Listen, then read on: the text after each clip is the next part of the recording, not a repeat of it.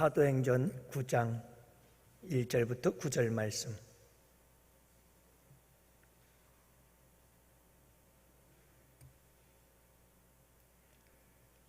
자, 이제 우리 다 같이 함께 한 목소리로 교독하시고 마지막 절 합독하십니다.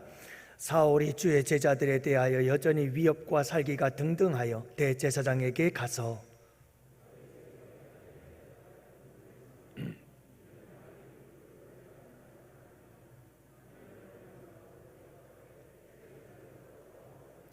사울이 길을 가다가 다메섹에 가까이 이르더니 호련히 하늘로부터 빛이 그를 둘러 비추는지라.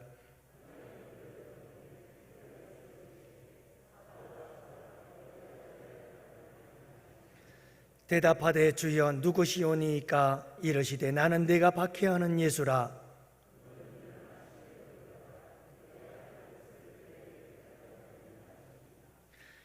같이 가던 사람들은 소리만 듣고 아무도 보지 못하여 말을 못하고 서 있더라.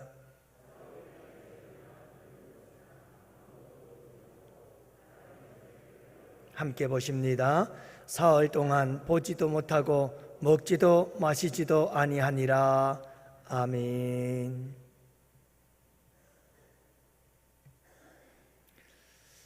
할렐루야. 반갑습니다. 여러분들 늘 궁금한 게 저녁 식사 잘하고 오셨나? 식사 잘하셔야 건강하죠? 저녁을 잘 드셨으니까 또 영의 양식을 함께 먹어봅시다. 선교하면 우리나라 사람들이 참 탁월해요. 적응하는데 아주 탁월한 능력이 있습니다. 우리나라 사람들은 세계 어디를 가도 참 탁월한 적응력을 가지고 있지요. 선교하기 위해서 한국 사람들은 참 많은 장점을 가지고 있는 거예요. 그 중에 하나가 언어 능력이라고 하죠. 그래서 한국 사람들은 기본적으로 4개 외국어는 한다고 합니다. 대표적인 예를 들면 한국어로 잘 모르겠다 하는 말 기본적으로 4개 국어를 다 한다고 그래요. 일본어로는 아리끼리, 또 인도어로는 알간디 모르간디, 프랑스어로는 알쏭달쏭, 그리고 아프리카어, 이거 중요한 겁니다. 아프리카, 우리 선교하잖아요. 아프리카어로는 긴가민가. 잘 모른다는 단어가 그냥 4개 국어로 그냥 싹 끝나버렸습니다. 그렇다고 또 진짜 아프리카 가가지고 긴가민가 하지 마시고. 여러분, 아직도 우리가 예수님을 내가 진짜 예수를 믿는지 안 믿는지, 여러분 아직도 아리까리하고 알간디 모르간디하고 알쏭달쏭하고 긴가민가하고 그러시는 분 여기 계십니까? 여러분, 오늘은 여러분들과 함께 이 사도 바울이 회심한 사건을 통해서 여러분 우리가 정말 구원을 받았는지 안 받았는지, 그리고 우리가 구원을 받은 그 구원에 대해서 간증하는 간증자로 살아갈 수 있는 귀한 은혜를 함께 나누는 복된 밤이 되기를 원합니다. 여러분, 고린도전서에 보면 3가지 유형의 사람들을 기록하고 있어요. 고린도전서 2장 후반부와 고린도전서 3장 1절 2절 말씀에 보면 3부류의 사람이 있는데, 하나는 뭐냐 하면 육에 속한 사람이 있다, 이렇게 얘기를 해요. 오늘 아침에도 말씀을 드렸지만 육에 속한 사람은 자연인, 예수를 믿지 않는 사람들을 말하는 거예요. 그런데 여러분, 육신에 속한 사람이 있어요. 고린도 교회 성도들이 육신에 속한 사람이었어요. 예수님을 믿기는 믿는데 어린아이와 같은 믿음이에요. 그래서 아직도 무엇을 따라 사는 거죠? 육신의 소욕을 따라 사는 거예요. 이게 육신의 사람이에요. 그런가 하면 고린도전서 3장 1절에 보면 신령한 자들에 대해서 이야기를 합니다. 내가 너희들을 신령한 자를 대함과 같이 대하지 못하고 육신에 속한 자와 같이 대하노라, 이런 말을 하거든요. 그 여러분, 고린도 교회 성도들은 신령한 자가 아니었어요. 신령한 자는 어떤 사람입니까? 여러분, 성령을 따라 행하는 사람들이죠. 그게 신령한 사람들이에요. 자, 우리 그리스도인들을 이렇게 고린도전서에서는 셋으로 나누는데 여러분 이 셋을 크게 분류를 하면 두 가지로 나눌 수가 있습니다. 믿는 자와 믿지 않는 자로 구분을 할 수가 있습니다. 근데 우리에게 분명한 것은 뭐냐면 구원의 확신이 있는 사람들은 믿는 자의 삶과 믿지 않는 자의 삶을 다 경험한 자들이라는 겁니다. 이것이 분명한 사람이 구원을 받은 자다라고 하는 사실을 오늘 본문을 통해서 우리가 알 수가 있는 겁니다. 예수님을 믿기 전에는 분명합니다. 예수님을 믿기 전에는 그냥 육신의 소욕을 따라 사는 겁니다. 세상 사는 대로 사는 겁니다. 사람들 사는 대로 사는 겁니다. 내가 원하는 대로 하고 싶은 대로 사는 겁니다. 이게 예수 믿기 전의 삶이죠. 근데 내가 예수님을 만나요. 그리고 나서 예수님을 만난 사건 이후에 내 삶이 변해요. 그래서 우리는 분명한 게 뭐냐 하면 예수님을 믿기 전에 자연인의 삶을 살고 그리고 나서 지금은 옛사람과 확연히 다른 또 다른 새로운 삶을 살고 있는 거죠. 이 두 가지를 함께 경험해 본 사람이라면 우리는 예수 믿는 사람이에요.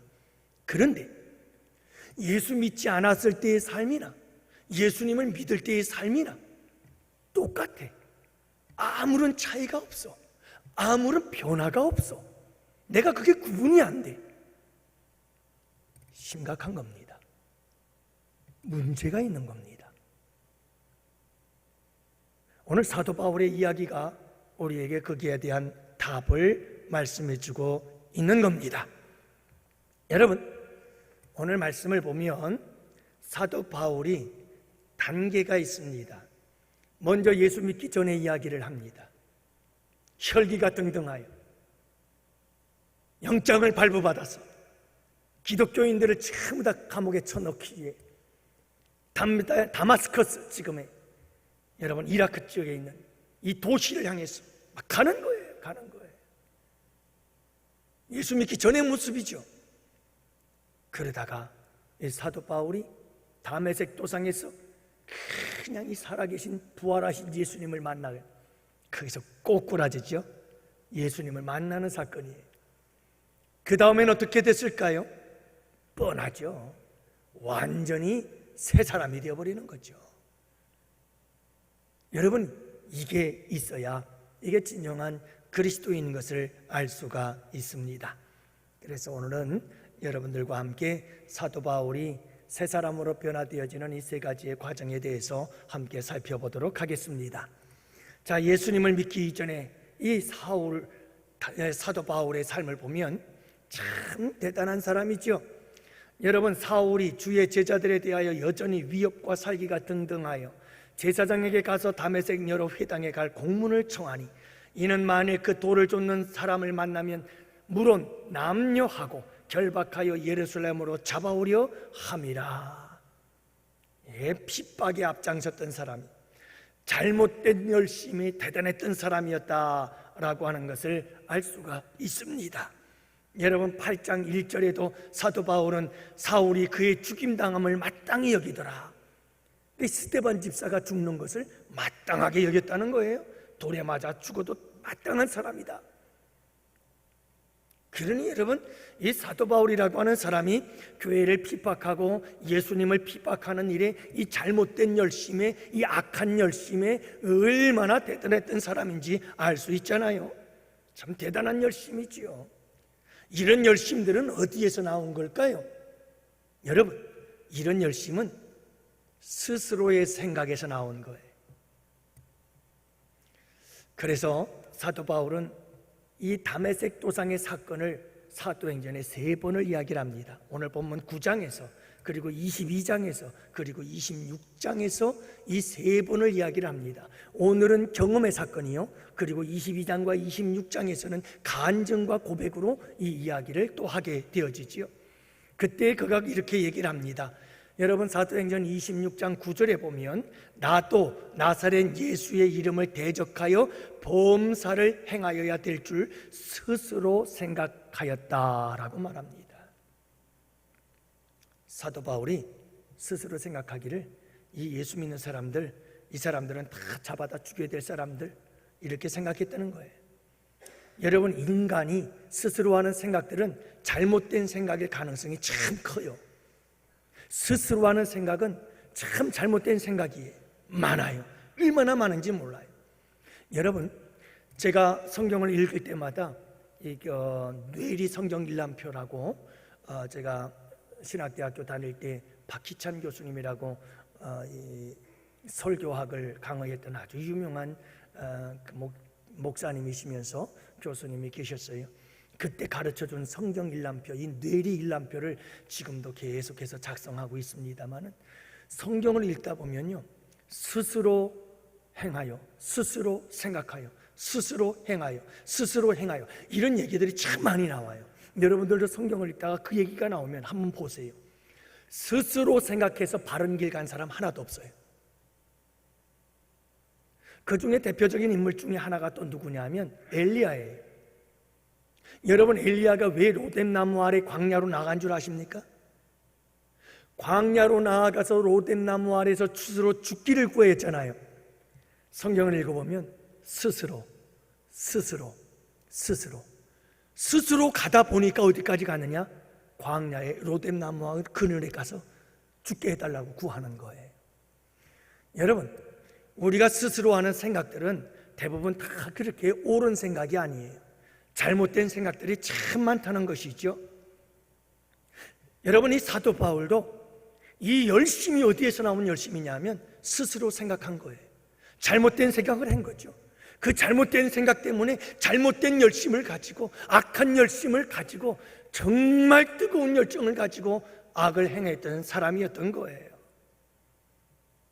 사랑하는 성도 여러분, 이게 열심은 좋긴 좋은데 무식하면 용감하다고?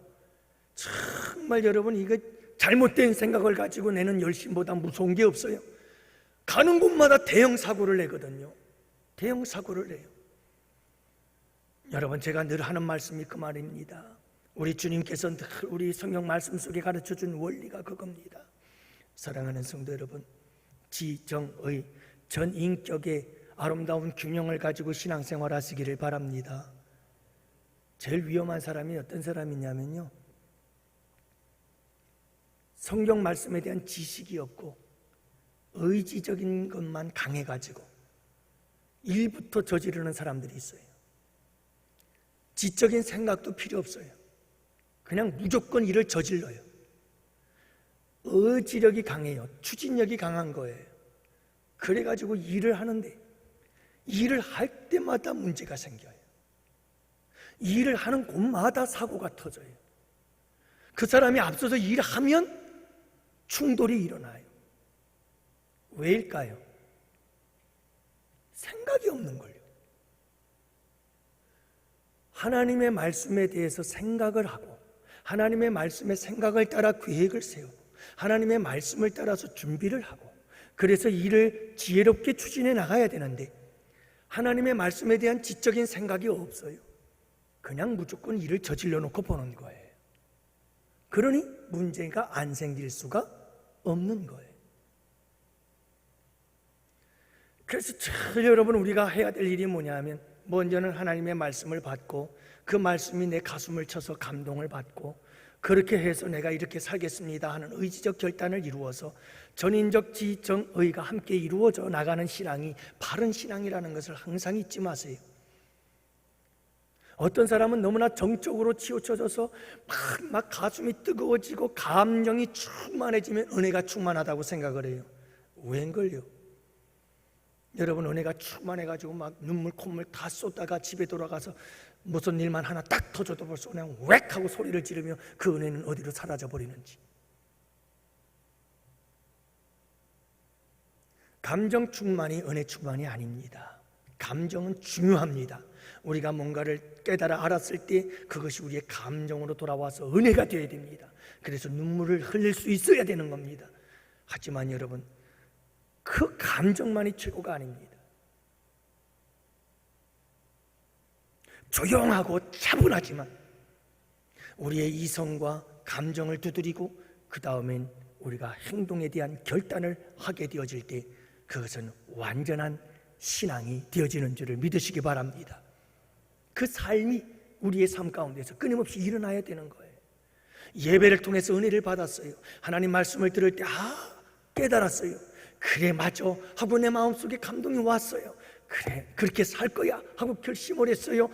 이렇게 지정의가 아름답게 함께 조화를 이룰 때 아름다운 신앙이 성장하고 성숙해 되어져 가는 거지요. 근데 이 사도 바울은 여러분 참 열심히 있었어요. 열정이 있었어요. 얼마나 뜨거웠는지 몰라요. 그런데 그게 잘못된 거예요. 자기의 생각 갖고 스스로의 생각 때문에 만들어진 잘못된 열심, 이 잘못된 열심이 얼마나 무서운지 그냥 사방팔방 다니면서 황폐하게 만들어버리는 거죠. 여러분, 이런 사람들을 위해서는 웬만한 충격을 가지고는 이 사람들을 돌이킬 수가 없어요. 그래서 이런 사람들에게는 큰 충격이 필요해요. 그래서 사도 바울에게는 다메섹 사건이라고 하는 이 놀라운 사건이 있었다 하는 거예요. 여러분, 사람마다 다 달라요. 하나님께서 사람들을 구원하는 방법이 달라요. 근데 이 사도 바울과 같이 못된 일에, 악한 일에, 잘못된 일에 그렇게 열심히 사람들은 이게 웬만한 일 가지고는, 웬만한 사건 가지고는, 웬만한 충격 가지고는 돌아서질 않아요. 그래서 이런 사람들은 한번 그냥 다메섹 도상에서 꼬꾸라지는 일이 있어야 되고, 그냥 깨지고 부서지는 일이 있어야, 아주 몸살을 앓도록 한번 깨져야, 그래야 돌아선다니까요. 그래서 여러분, 예수 믿고 구원받는 이 회심의 사건에는 두 가지가 있어요.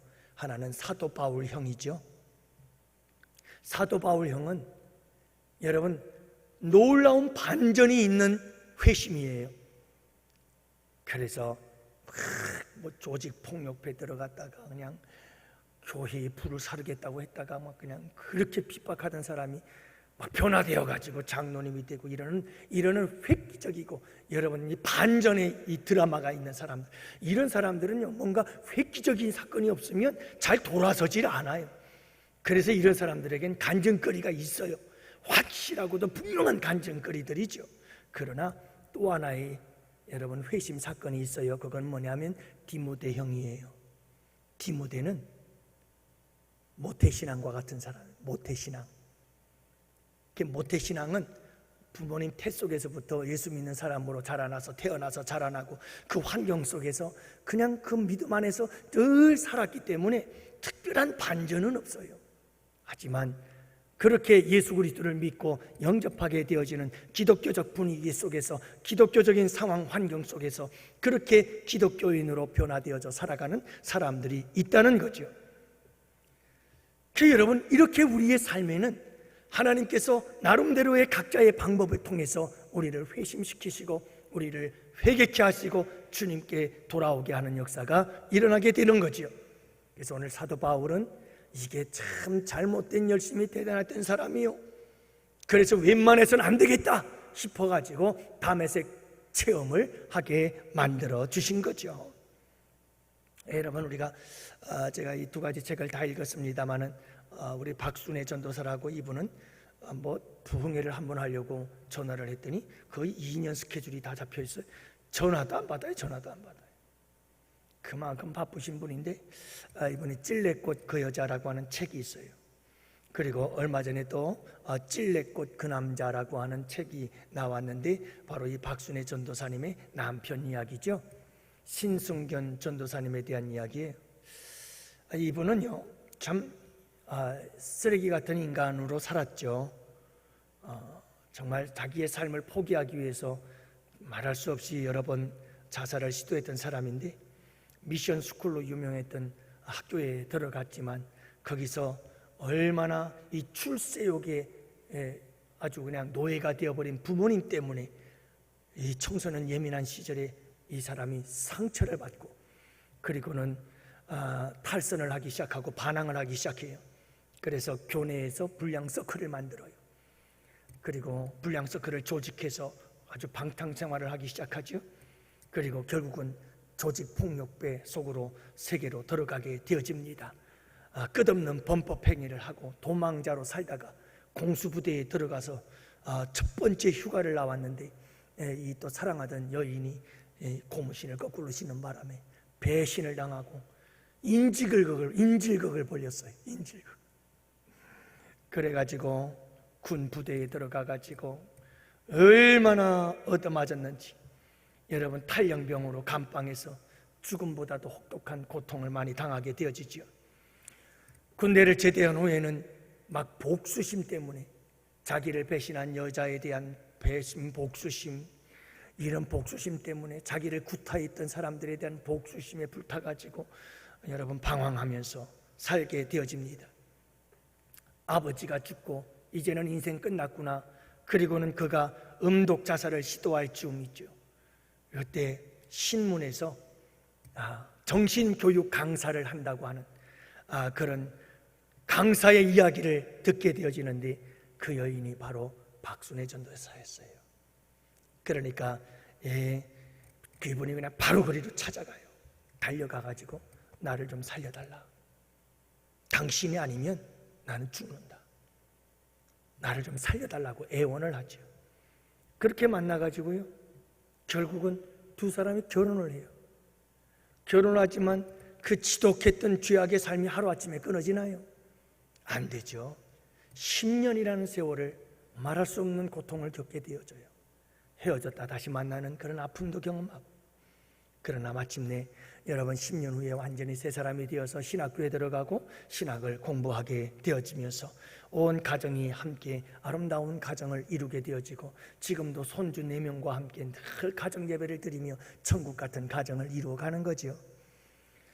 여러분 획기적인 사건들이 많아요. 이 책을 읽어보면 놀라운 일들이 많습니다. 하나님께서 예수님 성경씨를 만지시는데 놀랍게 만지십니다. 그냥은 안 되거든요. 이런 사람들은요 쉽게 안 돌아와요. 그래서 하나님께서 그만한 획기적인 사건들을 통해서 만들어 가는 거예요. 여러분, 우리가 조심해야 될 게 하나 있어요. 그게 뭐냐 하면, 나는 예수 믿는 거 이런 경험을 했어. 나는 예수 믿는데 확실한 게 있어. 난 예수님을 믿는데 하나님 걸 이렇게 만났거든. 난 확실하게 예수님을 보았다니까. 너 그런 거 없잖아. 그게 뭐야? 여러분 이러지 마세요. 하나님은 다 각자 나름대로 그 사람을 변화시키는 방법이 달라요. 중요한 거는 사도 바울적 회심을 경험했던 디모데의 회심을 경험했던 여러분, 중요한 것은 뭐냐면, 하나님은 어떤 방법을 사용하시든 그 사람을 주님의 사람으로 만들고 구원시켜서 하나님의 자녀가 되게 하는 것이 중요하다는 사실을 믿으시기 바랍니다. 그게 중요하잖아요. 그게 목적이잖아요. 내가 뭐 큰 경험을 했다고 그게 대단한 게 아니에요. 그래서 예수 믿은 거잖아요. 사랑하는 성도 여러분, 사도 바울은 이렇게 예수님을 만나기 전에 얼마나 잘못된 일에 열심히 했는지 여러분들도 한번 생각해 보세요. 예수 믿기 전에 참 열심히 했을 거예요. 세상 일에 열심히 했고, 세상에서 즐기는 일에 열심히 했고, 여러분 세상적인 일들에 대해서 얼마나 열심히 했어요. 어떤 사람들은 일 중독에 빠져서 성공과 출세의 중독에 빠져서 열심히 잘못된 일에 열심을 내면서 살았던 사람들 참 많죠. 사도 바울이 그랬어요. 여러분 우리에게도 다 그런 열심들이 있었죠. 이제 두 번째는 이렇게 잘못된 일에 열심히 했던 사도 바울이 예수님을 만나는 사건이죠. 이 예수님을 만나는 사건에 여러분 가장 빠지지 않는 이야기는 뭐냐면, 나의 죄인됨을 발견하는 거예요. 죄인됨을 발견하는 거죠. 사울아 사울아 내가 어찌하여 나를 박해하느냐? 나는 내가 박해하는 예수라. 그러면서 우리 주님께서 사도 바울에게 그가 지은 죄에 대하여 지적하며 그가 죄인임을 깨닫게 하시는 거예요. 그래서 사도 바울이 예수님 앞에 꼬꾸러지잖아요. 그래서 땅에 엎드려 들음에 여러분 정말 우리가 예수님을 만나서 예수님 앞에 엎드려지고 고꾸라지는 역사를 경험해야 합니다. 이 경험은 주님, 내가 죄인이었군요 하는 사실을 깨닫는 경험이죠. 사랑하는 성도 여러분, 여러분들은 이런 경험이 있나요? 예수님을 만나서 예수님을 만나는 순간 내가 예수님 앞에 꼬꾸라져서 예수님, 나는 죄인입니다. 여러분, 이것을 정말 뼈저리게 느껴본 적이 있으세요? 베드로가 예수님께서 그물이 찢어질 만큼 많은 고기를 붙잡게 해주자 주여, 나는 죄인으로소이다, 나를 떠나소서라고 말했던 것처럼, 여러분, 정말 우리가 예수님을 만났어. 예수님을 만났을 때 내 더러운 모습을 바라보면서 주님, 나는 죄인입니다 라고 고백한 이런 고백에 주님 앞에서 고꾸라지고 엎드러졌던 사건이 여러분 있나요? 이 사건이 있어야 되는 거예요. 이 회심의 사건, 주님을 만나면 이 사건이 일어나거든요. 엘리야를 보세요. 아니 여러분, 이사야를 보세요. 이사야를 보면요, 이사야가 하나님을 만났어요. 하나님을 보는 순간 그는 뭐라고 말하는 줄 아십니까? 화로다 나여 망하게 되었도다. 입술이 부정한 자로서 하나님을 비웠도다. 여러분, 하나님을 만나고 예수님을 만나면 그 거룩하신 예수님 앞에 내가 얼마나 추하고 더러운 죄인인지를 깨닫게 되어지고 그 앞에 꼬꾸라지는 역사가 일어나야 돼요. 그러면 그 다음부터 새 사람이 돼요. 놀라운 변화의 역사가 일어난다니까요. 근데 여러분, 그 경험을 못하는 사람들이 많아요. 그런 사람들은 내가 죄인인지 아닌지를 몰라요. 당신은 죄인이야 라고 말하면 그게 와닿지를 않아요. 사도 바울은 나는 죄인 중에 괴수입니다 라고 고백을 하잖아요. 왠지 아세요? 이 사건 때문에 그래요. 이 사건 때문에. 이 사건을 통해서 사도 바울은 죄인인 걸 알게 되고, 하나님을 믿으면 믿을수록 내가 정말 이 세상에서 가장 큰 죄인이었구나, 죄인 중에 괴수라는 사실을 알게 된 거예요.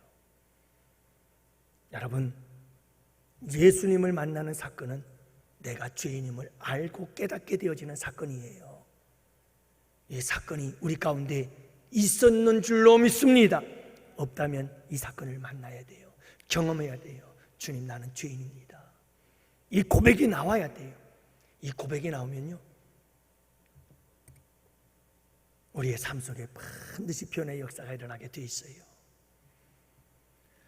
사랑하는 성도 여러분, 디모데전서 1장 13절 15절의 말씀을 보면 사도 바울이 이런 고백을 해요. 내가 전에는 회방자요 핍박자요 포행자였으나 죄인 중에 내가 괴수입니다. 이 사건을 얘기를 하는 거예요. 내가 얼마나 폭행자요 회방자요 핍박자요 포행자였는지 사도 바울은 죽을 때까지 이 사건을 잊지를 못해요. 그러면서 그는 끊임없이 고백해요. 나는 죄인 중에 괴수입니다. 나는 날마다 죽습니다. 사도 바울의 이 거룩한 고백이 여러분, 우리 모두의 고백이 되기를 원합니다. 예수님을 만나서 고백되어질, 반드시 있어야 될 우리의 고백, 저는 죄인이었습니다. 나는 죄인입니다라는 이 고백이에요. 그리고 여러분, 다시 이 사도 바울의 고백, 두 번째 고백은 주여라고 하는 고백입니다. 15절 말씀에 주여라고 하는 고백을 하죠. 여러분, 5절 말씀에 주여 누구시니까? 라는 이 고백을 하잖아요. 15절이 아니고 5절인데요. 여러분, 이제 사도 바울은 한 가지 자기의 죄인됨을 깨닫고, 이제는 내 삶의 주인은 누구다? 예수님이십니다. 이 고백을 하는 거예요. 주여, 주여 누구시니까? 예수 그리스도 그분을 향하여 이제 사도 바울은 주여라고 말하고 있는 거예요. 여러분, 내가 죄인됨을 깨닫게 되어지면 그 다음에 우리의 고백은 예수님을 향하여 주님이라고 고백하는 거예요. 예수님을 주님으로 모셔드리게 되는 거죠. 저는 우리 모든 성도들이 예수 그리스도 앞에서 무릎 꿇고 고꾸라지고 깨어지고 부서지는 역사가 있게 되기를 원합니다. 내가 죄인임을 철저히 깨닫고 그분 앞에 무릎 꿇고 엎드리는 역사가 있게 되기를 원합니다. 그리고 나서 그분을 향하여 주여라고 하는 말씀을, 고백을 올려드리는 우리 모두가 되기를 원합니다. 진심으로 내 인생의 주인으로, 내 삶의 주인으로 그분께 나를 내어드리겠다는 고백으로서의 주여라고 하는 고백이지요. 마지막 세 번째, 그렇게 되면 우리에게 새로운 창조의 역사가 일어나게 됩니다. 여러분, 이 새로운 피조물이 되어지는 데는 아픔이 있고 고통이 따르거든요. 사도 바울이 예수님을 만났어요. 예수님을 만나고 자아가 깨어지고 자아가 부서지는 아픔과 고통을 경험하게 되어집니다. 지금까지 내가 진짜로 알고 있었던 잘못된 그 모든 사상들이 깨어지고 무너지고 부서지는 역사들이 일어나잖아요. 아픔이죠. 전부 다 이 아픔인 거예요. 거기에다가 여러분 눈이 볼 수가 없는 아픔과 고통을 경험하게 되지요. 거기에다 여러분 먹지 못하는 고통까지도 경험하게 되는 것을 보게 되어집니다. 자, 이 고통을 통해서 사도 바울은 새로운 존재로, 새로운 피조물로 새 창조의 역사가 이루어지게 되어지는데, 여러분, 하나님께서 우리에게 고통을 주실 때에는 두 가지 목적이 있습니다. 하나는 믿음으로 우리를 이끄시기 위해서 고통을 주시고, 또 하나는 사명으로 부르시기 위해서 우리 주님께서는 우리에게 고통을 주십니다. 그래서 이런 고통을 가리켜서 아름다운 고통이라 이렇게 이야기를 하는 겁니다. 사랑하는 성도 여러분, 우리가 예수님을 믿고 예수님을 만나서 새 사람이 되어져서 우리가 이제는 사명자로 살아가는 것이요, 내가 무엇을 하리이까? 여러분, 사도 바울이 이 거룩한 사명의 부르심으로 우리를 부르시는 거지요. 사명자가 됩니다. 그리고 우리는 새로운 인생을 살아가게 되는 거죠. 오늘 말씀은 간단하게 요약하면 그렇습니다. 이렇게 세 단계가 있다는 거예요. 여러분, 예수 믿지 않을 때 세상적인 열심을 가지고 세상에 젖어 살던 우리가 예수님을 만나서 그 앞에 꼬꾸러지고 깨어지고 부서지고, 그리고 여러분 죄인임을 깨달아서 주 예수 그리스도를 나의 주로 영접하는 그 주님과의 만남의 사건, 그리고 그 이후에 우리는 깨어지고 부서지고 마침내 예수 그리스도의 사명으로 새로운 사람으로 거듭나게 되어지는 이 거룩한 역사가 있게 되어져야 된다. 여러분, 이와 같은 아름다운 변화의 역사, 이것이 사도 바울이 새 사람으로 변화되어지는 과정이요, 세 가지의 단계인 것을 알 수가 있습니다. 우리 양원재단의 모든 성도들이 이 아름다운 고백과 간증을 나누는 복된 성도들이 되시기를 축복합니다. 중요한 것은 이것은 단번의 사건이기도 하지만 회심은 한 번의 사건이거든요. 여러분, 예수 믿고 구원받는 거듭남의 사건은 한 번 일어나는 사건입니다만은, 그러나 계속해서 이 사건은 우리의 삶 속에서 일어나며 우리는 성숙해져 가는 줄을 믿으시기 바랍니다. 여러분, 예전의 삶이 육체의 소욕이 죽어지고 이제 여러분 예수 그리스도 안에서 십자가의 내 육체의 종욕은 못 박아버리고 끊임없이 우리는 성령을 따라 행하는 사람으로 새롭게 재창조되어지는 창조의 역사가 우리 가운데 일어나는 우리 양원재단의 성도들이 꼭 되시기를 축복합니다. 성숙을 향한 새로운 창조의 역사가 끊임없이 일어나기를 주님의 이름으로 축복해요. 여러분, 이것이 우리의 삶 속에서 계속해서 반복되어져야 할 것이죠. 간절히 바라기는 우리 양원교회 성도들은 사도 바울이 이 간증을 22장에서도 26장에서도 계속해서 이 간증을 해요. 나도 전에는 이런 사람이었는데 나도 이제는 예수를 만나게 되어졌고 부활의 예수를 만나서 나는 이제 이런 새로운 삶을 살게 되어졌다. 여러분, 이런 아름다운 간증거리가 여러분 우리 양원재단의 성도들에게 많아지기를 바라요. 이것은 회심의 사건일 뿐만 아니라 어제와 오늘의 사건이 되기를 원해요. 어제는 내가 이랬는데 오늘은 내가 이렇게 새로워졌어. 끊임없는 이 간증이 우리의 삶 속에서 끊임없이 일어나게 되기를 원해요. 여러분, 이 사건은, 간증은 항상 오늘이 있어야 되는 거예요. 어떤 사람은 간증을 하는데 10년 전, 20년 전에 있었던 간증을 지금도 계속해서 그것만 싸먹고 있어요. 그건 뭐죠? 우리의 새롭게 되어지는 역사가 10년 전, 20년에 끝났다는 거예요. 여러분 한번 생각해 보세요. 10년 전에 내 새 사람으로 변화되어지는 삶이 끝났어요. 그러면 그거는 엄청난 퇴보입니다. 저 뒤로 가 있는 거예요. 여러분, 우리의 간증과 고백은 날마다 새로워져야 되는 거예요. 어제의 고백이 아니라 우리는 오늘의 고백으로 살아야 돼. 날마다 새롭도다. 사랑하는 성도 여러분, 어제에 볼 수 없었던 오늘의 새로운 나의 모습이 발견되어지는 역사, 그것이 고백이지요. 간증이지요. 어제는 내가 이랬는데 오늘은 내가 이랬어. 여러분, 이 아름다운 고백들이, 이 간증이 우리의 삶 속에서 늘 있게 되어지기를 축복합니다. 여러분, 우리 가정에서도 일어나게 되길 원합니다.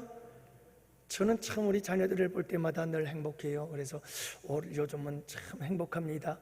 몇 년 전부터 우리 가정은 너무 행복해요. 여러분, 우리 가정이 그렇게 행복한 가정은 아니었어요, 사실. 그랬는데 여러분, 제일 먼저 내가 변하니까 참 우리 자녀들도 변하더라고요. 참 신기해요. 난 정말 신기했어요. 왜냐하면 처음 경험하는 거잖아요. 제가 결혼을 2번 해봤나요? 제가 아이들을 2번 키워봤나요?